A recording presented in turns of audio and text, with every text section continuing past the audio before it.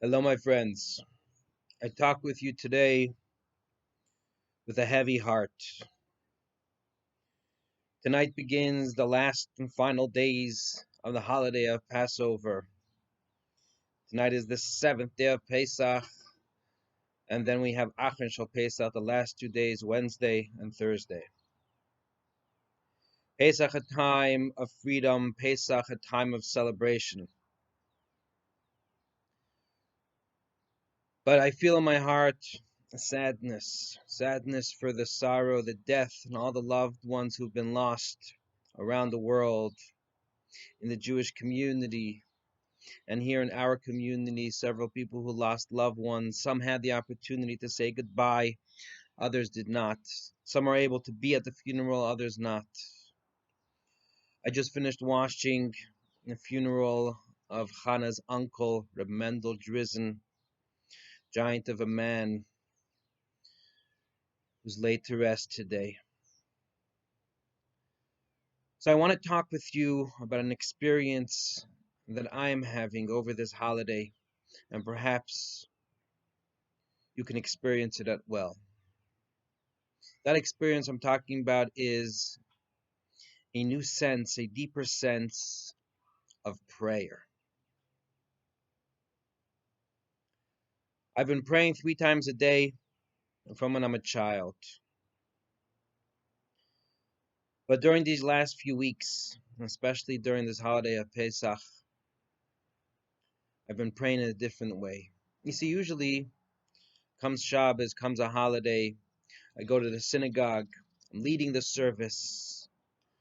So while I'm praying to God, I'm busy with many different things, checking if we have a minyan, ending different parts out loud for people to enjoy, some cantorial pieces, getting ready to take out the Torah and who's going to get an aliyah. There's a lot of to-dos that go along with prayer in a synagogue setting.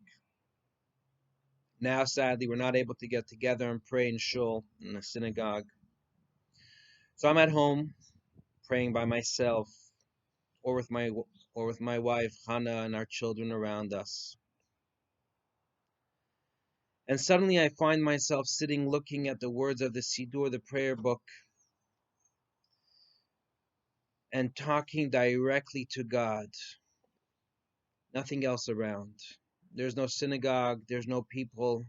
It's suddenly becoming a personal, direct conversation of me and God.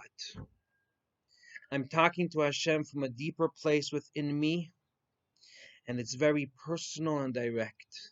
When I'm saying Baruch Atah Hashem, it's not a communal activity, it's me saying, blessed are you. I, Mendel, are blessing you, God. Avinu av harachmon rachem aleinu. I'm saying, oh, please, God, our merciful Father in heaven, have mercy on me. Have mercy on us. During Pesach, we say Hallel, and in Hallel, we sing praises to God, and we also pray. We say, Ana Hashem, Hoshi Ana. Please, God, bring salvation.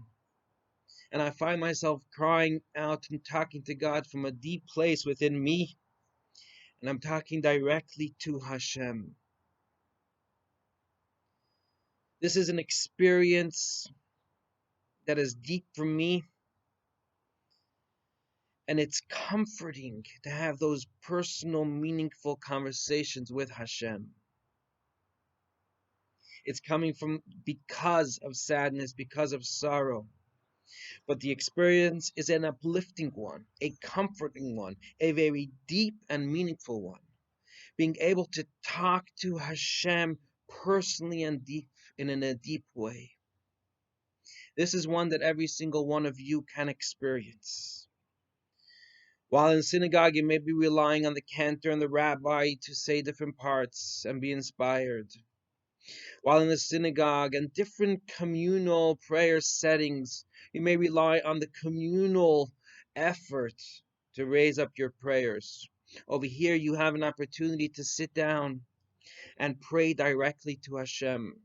You can open the prayer book and say any prayer that touches your soul, from Moda Ani to Shema Yisrael, or pray from your heart. This is a time to have personal, open conversations with Hashem. Cry out to God and ask God to be there for you, to be there for your family. Thank God for protecting you and your family. And ask God to have mercy on the Jewish people and the world at large. This is a time you have that opportunity, especially now as we go into these final days of the holiday of Pesach. These are from the highest spiritual days. The seventh day is when we crossed the sea, Kriyas Yam. So the splitting of the sea took place on the seventh day. Great revelations of God took place at the splitting of the sea. So these are spiritually high times. The last day of Pesach, that is the culmination of it all. Thursday, traditionally, Jews say Yizkor. This year you won't be able to say Yizkor in the synagogue, but you will be able to say Yizkor in the privacy of your home. I've seen other rabbis who are suggesting to send your name to a synagogue somewhere in Singapore or a minyan in Israel who may be able to get together.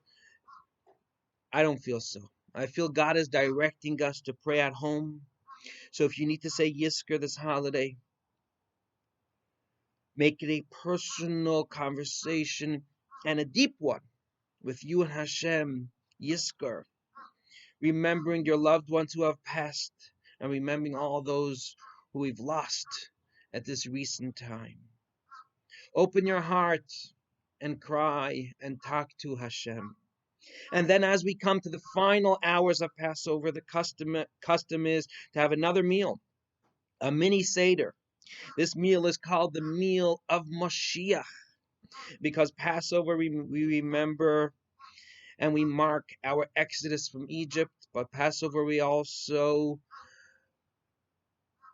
remember that we are going to leave this exile soon. The first part of Passover focuses on the past, on leaving Egypt. The last 2 days of Pesach, and especially the last day and the last few hours of the holiday on Thursday evening, focus on the final redemption that will be happening soon with the coming of Mashiach.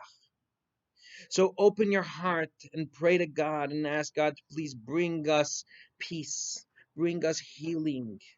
Thank God for watching over you and pray with all your heart for global peace. And that could only be in one way, through the coming of Mashiach. We say, Ani ma'amin be'emunah shelema bevias haMashiach. I believe with complete faith in the coming of Mashiach. Open your heart, pray to God, and may it be very soon. Amen.